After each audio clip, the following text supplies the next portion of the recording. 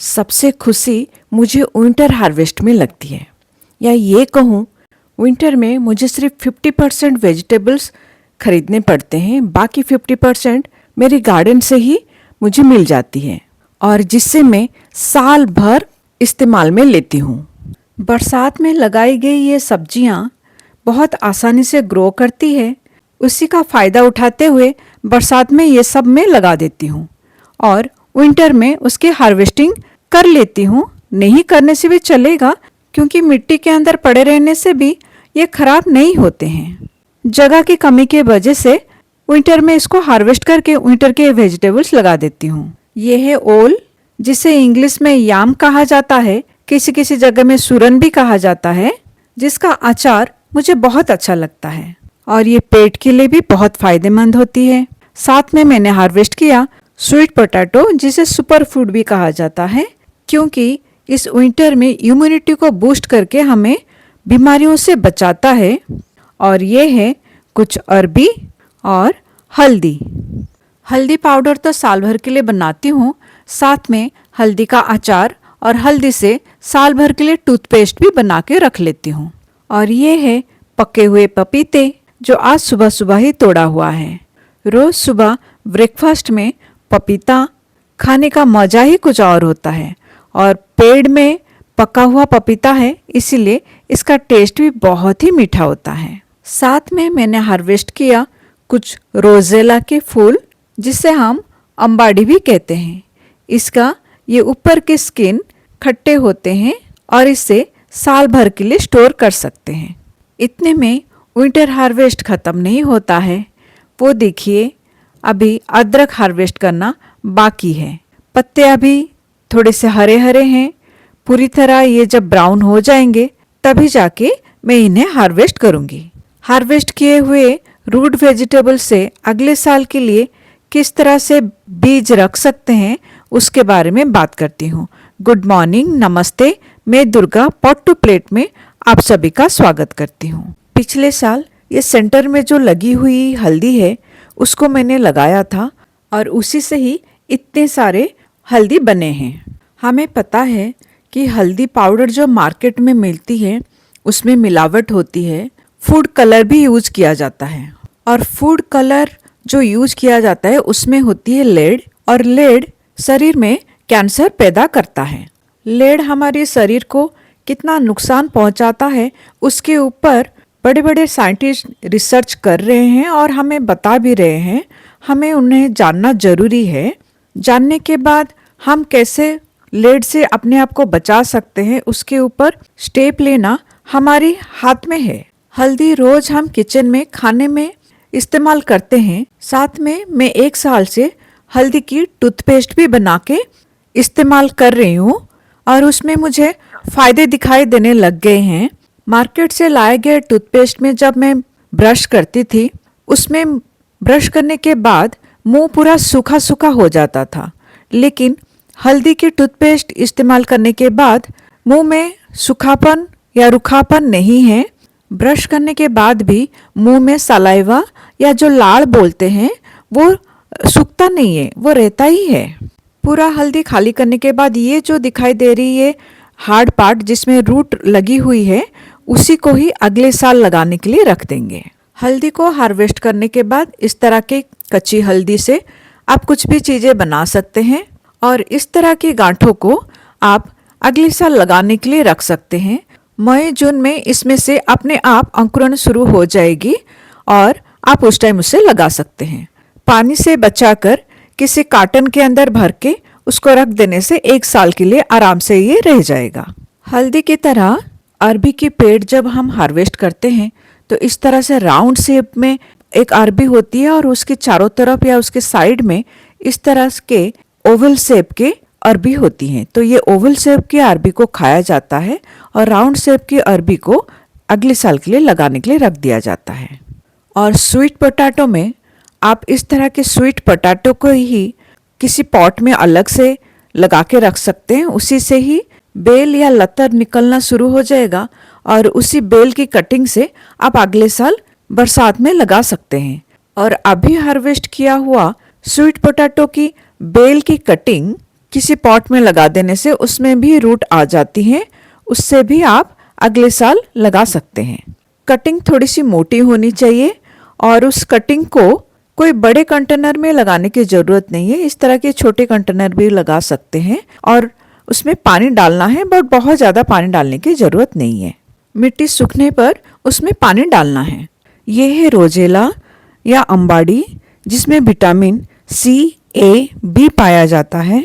इसमें एंटीऑक्सीडेंट भरपूर मात्रा में पाया जाता है। ये लीवर को भी हेल्दी रखता है, डाइजेशन को भी इम्प्रूव करता है। बहुत सारे हेल्थ बेनिफिट्स है रोजेले के पत्तों का भी और इस तरह से इसके फूल के भी। रोजेले के फूलों की इस पंखुड़ी को धूप में सुखाकर साल भर के लिए रख सकते हैं इस्तेमाल के लिए, और उसके बीजों को, जो अंदर के सेंटर पार्ट है, उसको सुखाकर उससे अगले साल बीज बोने के लिए रख सकते हैं। रोजेले को भी मई, जून या बरसात के महीने में लगाया जाता है। रोजेला या अम्बाड़ी के फूलों की पंखुड़ियों के साथ साथ उसकी पत्तों को भी खाया जाता है। उसके पत्ते भी खट्टे लगते हैं। पत्तों से चटनी बनती है इंस्टेंट, और उसकी अचार भी बनती है।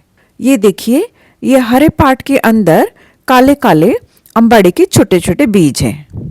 बीजों को उसकी आउटर कवर के साथ ऐसे ही सुखाने चाहिए, और मई जून में जब उसके आउटर कवर को आप खोलेंगे तो उसके बीजे काले काले मिलेंगे और उस बीजों को आप लगा सकते हैं। रोजेले के पत्ते देखने के लिए भी बहुत सुंदर लगता है, साथ में उसमें जब फूल खिलती है वो भी देखने के लिए बहुत अच्छा लगता है। और फूलों की पंखुड़ियों से जाम भी बनती है और चाय भी बना सकते हैं।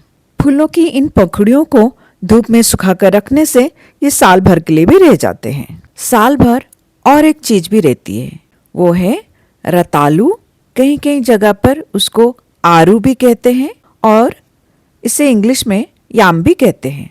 ऐसे तो आरू या रतालू को मिट्टी से बाहर ना निकालो तो भी मिट्टी के अंदर ये सालों साल पड़ा रहेगा तो कुछ खराब नहीं होगा, बल्कि बहुत अच्छे से रहता है।